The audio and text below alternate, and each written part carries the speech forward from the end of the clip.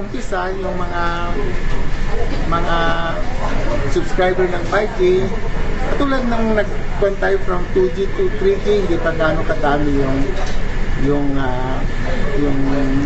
nag-subscribe sa 3G, no? Ganun din yan.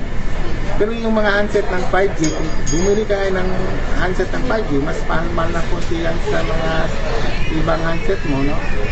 Pero yung handset mo, pwedeng siguro hanggang 3G kasi phase out na yung 2G. Sir, ano po bang kailangan kapag 5G na? Mas mabilis. Ang 2G, talk and text lang.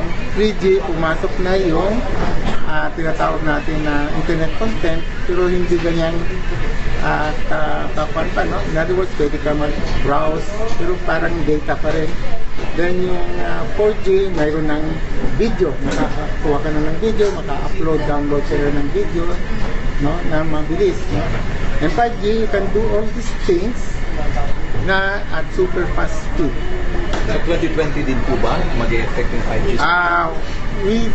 Sa 2020 siguro hindi pa gano, well, magkakaroon na ng small packets na makapal yung 5G, no? Actually ngayon